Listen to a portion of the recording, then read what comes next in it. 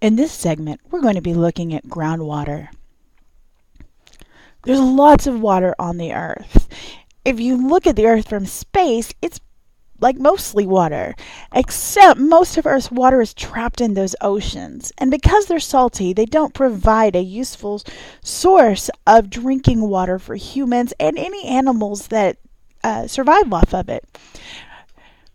If you look at just the fresh water on Earth, most of that is trapped in glaciers. Only a very, very small percentage of water on Earth is easily accessible and usable. And you can see in this graph here that our biggest storage that's easily accessible is groundwater. Groundwater is simply water that's stored underground. Although this tends to be kind of confusing for people. We have this image of an underground tank of water sloshing around, but that's not how it works at all. So I'm going to give you an example to help you kind of understand this. So I want you to imagine a Sonic cup. That's my favorite place to get sodas from, mainly because it's got that pebbly kind of ice. I love the ice in the Sonic cups. So I want you to think about this Sonic cup, all right? And we're going to get rid of sort of extraneous information. So when you go into or you pull up to a Sonic and you order a drink, the first thing they're going to put in is the ice. Now, we're going to do a little thought experiment. Let's say you order a drink and they're like, hey, we're running a special and we know it's really hot in Arizona and our ice melts pretty fast. So we're going to give you an option. You can either go with the traditional Sonic pellet shaped ice, or you can get one big block of ice that's going to melt a whole lot slower and keep your drink even colder.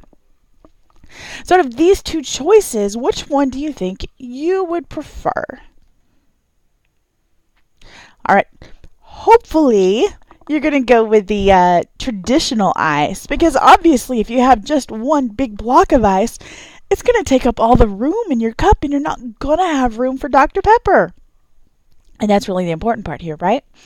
All right, so we know that this pellet ice works the best for storing Dr. Pepper. And actually, this works pretty well for groundwater. So when you think of this ice, I want you to think of sand and gravel. Solid rock works more like that one big ice cube. So ice is sort of like sand and gravel that's stored underground. All right, now, once you got your ice in there, what did they put in next? They put in your Dr. Pepper. Except the Dr. Pepper doesn't just sit on the top of all the ice, and the Dr. Pepper doesn't go to the very bottom of the cup and move all the ice out of the way. The Dr. Pepper is going to be into nooks and crevices in between those ice cubes.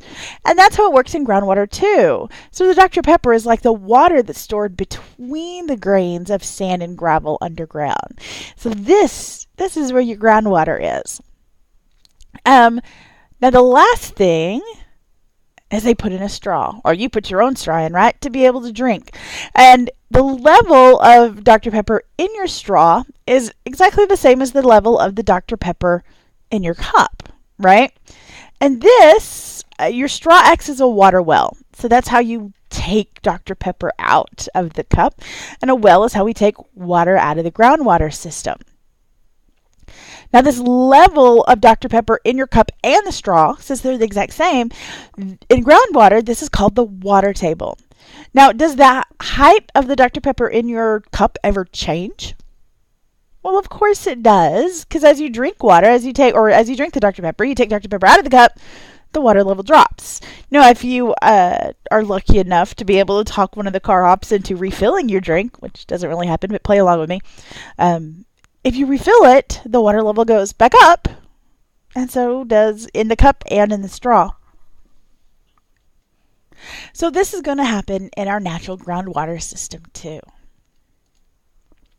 So if we look at a groundwater system, this sort of works pretty much exactly the same as the cup, right? So at the top, you have this zone of aeration. That's the ice at the top of your cup. This is also known as the Veda zone or the unsaturated zone. All works the same. So in this area, there's Dr. Pepper in your cup, but most of it's trickling down to the bottom, right? So this is an area where there's some water, but most of that water is on the move.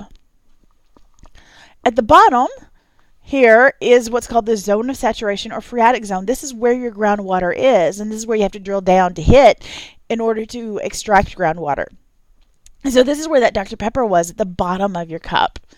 And the line between the two is the water table. So the water table is the upper limit of the zone of saturation. And it changes over time due to natural processes like rain falling or bodies of water that allow water to seep into the groundwater system, and that's going to raise it.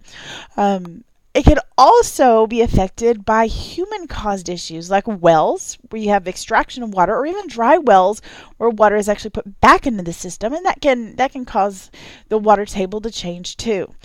And what's happening in this water table is actually pretty important to determine the health of our groundwater system. So recharge is what occurs when water enters the groundwater system, and this happens through infiltration, and it makes the groundwater table rise. And discharge is what occurs when water leaves the groundwater system, and this happens through either wells or natural springs, and this can make the water table drop.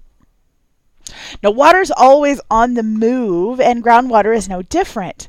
Groundwater always flows down the hydraulic head or the hydraulic gradient. Basically, the hydraulic gradient is the slope of the water table. So this means groundwater is going to flow from points where the water table is really high, like in point H1, to where the water table is lower, like H2. So it's always moving from H1 to H2 in this case, and even further down. What you should notice, though, is the water table is almost always underground because it's groundwater. There are locations where the water table is above the surface. In this case, you can see there's rivers or this pond. So when you see surface water, at least in a lot of places, that's a really good indication of where the water table is, particularly for natural lakes. Now in Arizona, this is a little weird because our rivers are our main source or our main surface water, and they're actually far above the water table. And actually, the water in the rivers are soaking down underground, so they're called losing streams. So we're actually losing water in our rivers, not just because of agricultural use, but we're going to look at this pond. So lakes are a really good indication of where your water table is. So if we look at somewhere like Florida. All right, so here's a look at Florida. What I'm going to do is I'm going to zoom in to this central Florida here. This is sort of centered around the town of Winter Haven. You can tell that this is a place where a lot of folks from up north come down to retire, or at least to spend their winter, because there's a Winter Haven, there's a frost proof. But if you look here, there are lots and lots and lots of lakes.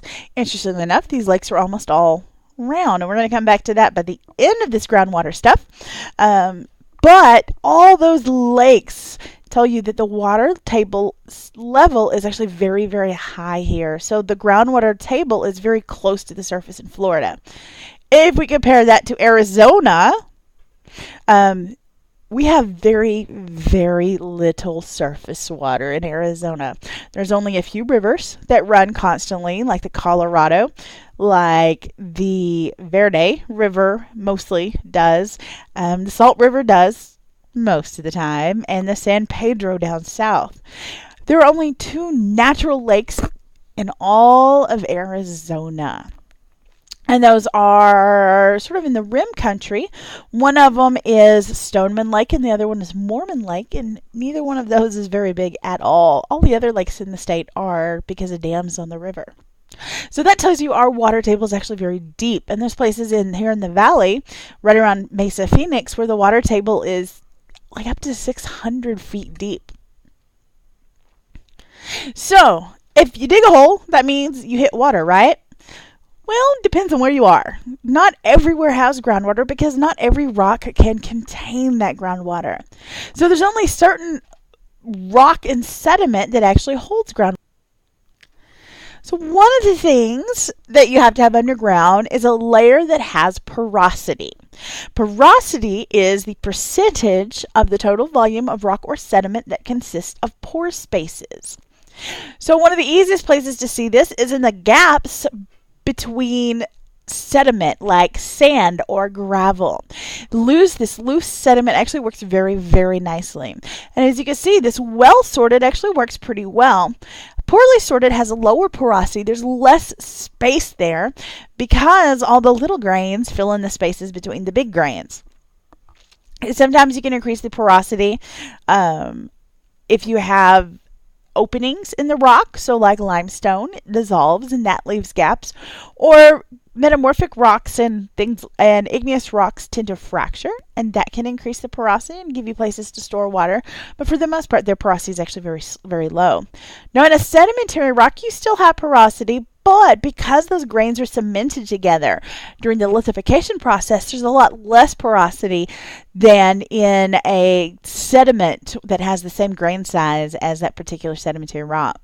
So if we look at some examples here,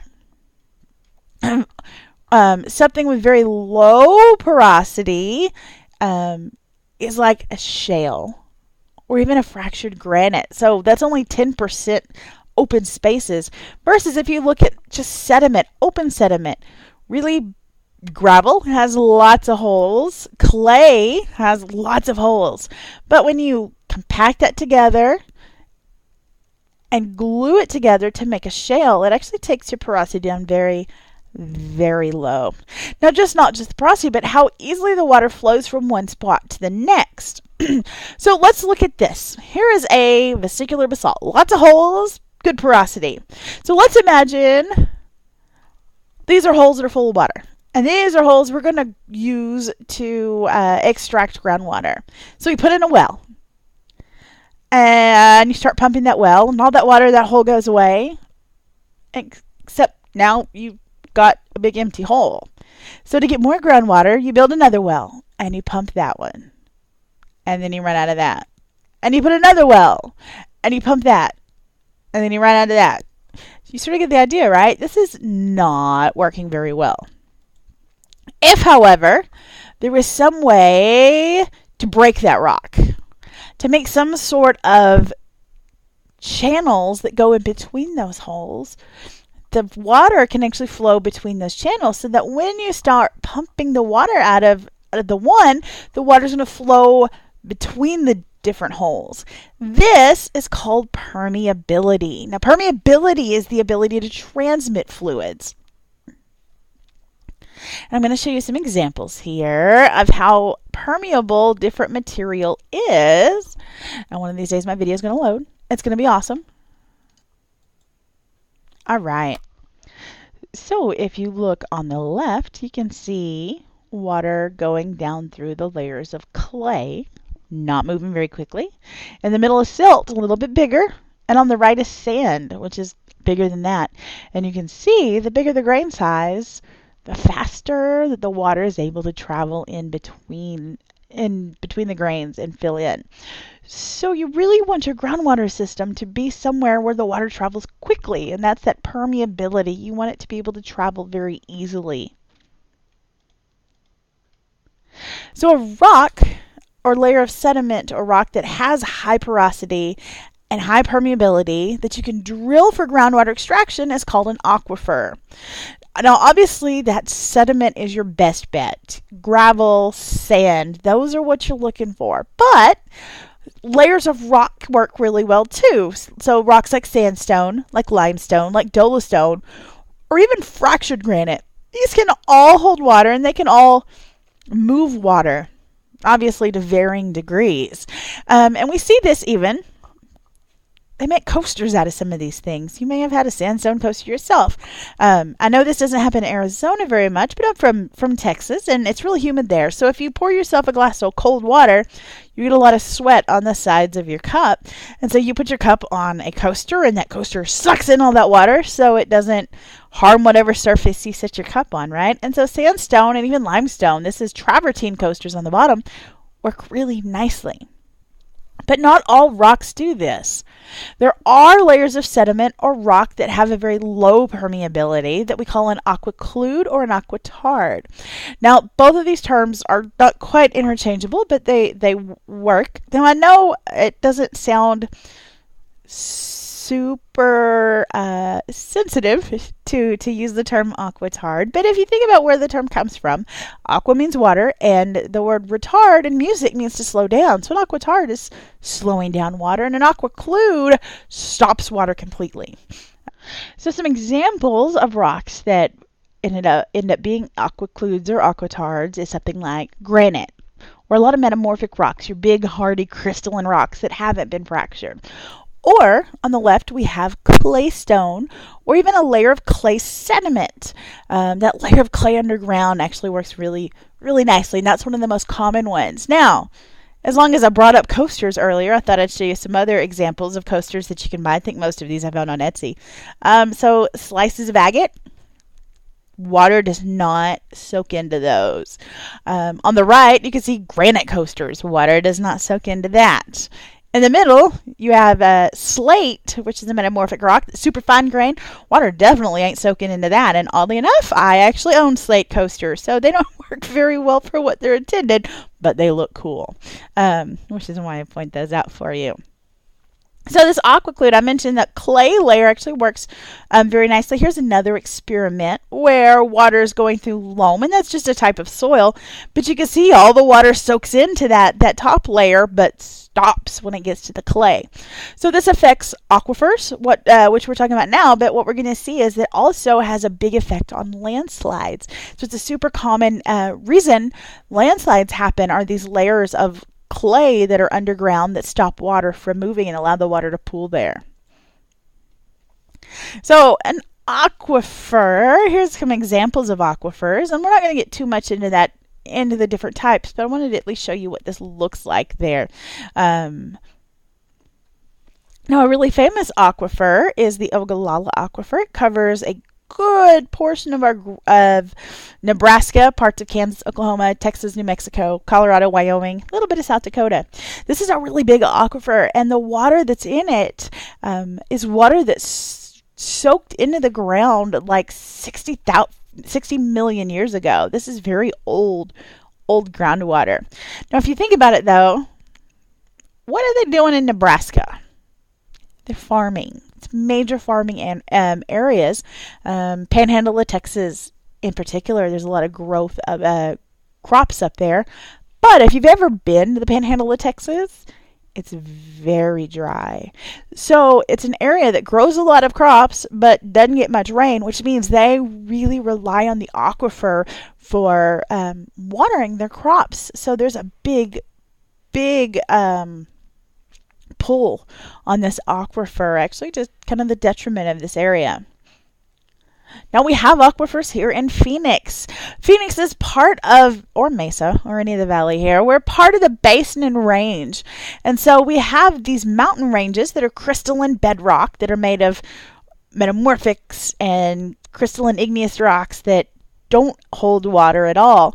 But the basins, those valleys in the middle, have been filled up with sediment over time. So there's lots and lots of gravel here to be able to store that groundwater. And this picture on the right actually shows you what the aquifers, particularly here in the valley and around Phoenix. We have a couple of different aquifers, plus a clay layer that's buried pretty deep that traps salty water way down at the bottom that we do not use. And you can see in the map of southern Arizona here on the left, the yellow is where you do have aquifers, and the gray are the mountain systems where we do not. And you can see all of our mountain systems sort of here in the Estrellas and South Mountain and the McDowells that act as a block to our water systems. And if we look at those aquifers for the whole U.S., you can see that aquifer in the basins of the Basin and Range stretches from southern Arizona into California and all the way through Nevada. But you can see some major ones and also places that don't really have that aquifer either. So we're going to look a little bit closer at some of the problems that happen in these aquifer systems.